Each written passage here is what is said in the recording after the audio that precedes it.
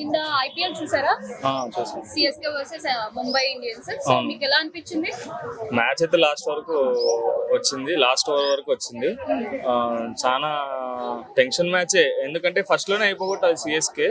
Last వరకు మనం అది మ్యాచ్ తీసుకొని వచ్చి మనకంటూ ఒక మంచి ఫన్ ని జనరేట్ చేసింది, బాగుంది. ఇంకా ఆ మ్యాచ్ లో హైలైట్స్ ఏంటంటే విఘ్నేష్ పొత్తూర్ అనేసి మన ముంబై ఇండియన్స్ డెబ్యూటెంట్, తను బాగా చేసిండు. దాని తర్వాత ఇంకా సిఎస్కే తరపున మనకు తెలిసిందే రచిన్ రవీంద్ర.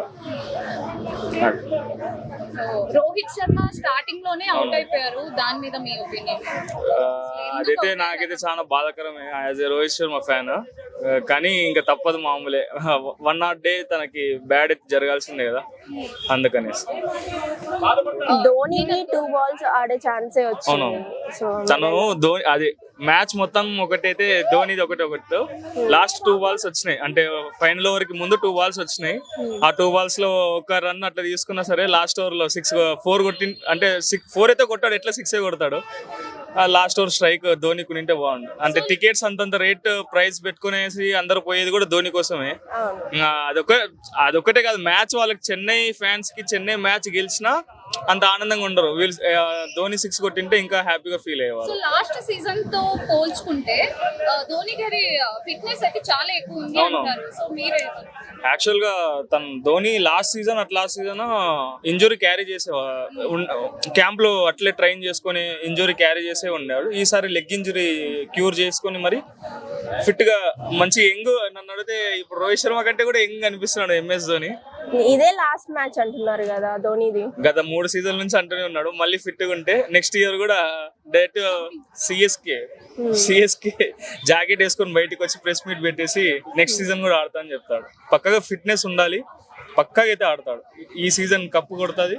ఓకే, ఇవాళ ఢిల్లీకి అండ్ లక్నోకి జరుగుతుంది కదా, ఆ రెండిట్లో ఏది బెటర్ పర్ఫార్మెన్స్ ఇస్తుంది అనుకుంటున్నారు? అంటే 50-50 అదైతే, ఎందుకంటే ఒక సైడ్ బౌలింగ్ బాగుంది, ఇంకొక సైడ్ బౌలింగ్ బాగాలేదు. ఢిల్లీకి చూసుకుంటే అంతా మన ఇండియా బౌలింగ్ అటాక్ బాగుంది. అంటే మన ఇద్దరు స్పిన్నర్స్ అక్షర్ పటేల్, కుల్దీప్ యాదవ్. ఇంకా దాంట్లో చూస్తే బౌలింగ్ దాంట్లో కూడా బాగుండేది. అందరికి ఇంజురీ వల్ల బయటికి వెళ్ళిపోయారు. దాంట్లో heavy batting lineup Lucknow Super Giants లో Nicholas Pooran, Rishabh Pant, Aiden Markram, heavy batting lineup. ఇందులో కూడా బ్యాటింగ్ లైనప్ బాగుంది, కానీ హెవీ బౌలింగ్ లైనప్ ఇది ఢిల్లీ. చూడాలి ఇంకా, ఎందుకంటే అది బ్యాటింగ్ పిచ్ కాబట్టి 50-50. ఎంఎస్ ధోని 0.12 సెకండ్స్ జంపింగ్ కొట్టారు. అది అసలు సూర్యకుమార్ యాదవ్ ఏమనుకున్నాడంటే ధోని 10 months అంతా ఇంట్లో కూర్చోనో లేకపోతే యాడ్స్ చేసుకోనో 10 months ఊరుకుని ఉంటాడు కదా, ఈ 2 months లో ఏముంటదిలే అనుకున్నాడు. అట్లా పడుకున్నాడు, నిద్ర మేలుకున్నాడు. నెక్స్ట్ మ్యాచ్ నుంచి ఎవరైనా క్రీజ్ బయటికి పోవాలంటే భయపడతారు.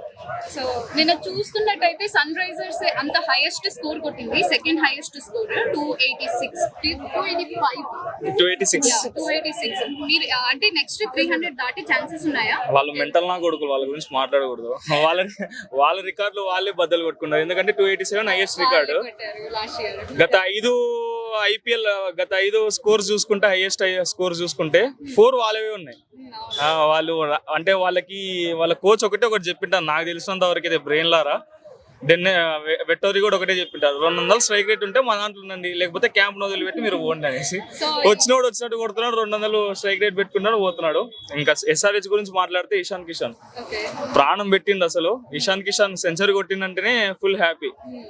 సో ఈ ఐపీఎల్ సీజన్ లో ఎవరు గెలిచే ఛాన్సెస్? ఆర్సీబీ ఎగ్జాక్ట్లీ పక్కా 100%. చాలా మంది చెప్తున్నారు ఈసారి కూడా ఆర్సీబీ కప్పు కొట్టదని. ఆర్సీబీ కొట్టినా కొట్టకపోయినా ప్రతి సీజన్ ఆర్సీబీ కప్పు కొట్టినట్టే మాకైతే. ఒక మ్యాచ్ ఆడితే మీ ఫేవరెట్ టీమ్ ఆర్సీబీయేనా? ఆర్సీబీ. ఎవరు మీ favourite player RCB? Virat Kohli. ఎందుకని అంటే దేవుని గురించి ఎంత తక్కువ మాట్లాడుకుంటే అంత తక్కువ. ఎందుకంటే కోహ్లీ అంటే పిచ్చింగ్. నా రక్తం కూర్చున్నా కూడా కోహ్లీ అని వస్తారు అమ్మనాయన కంటే ముందు.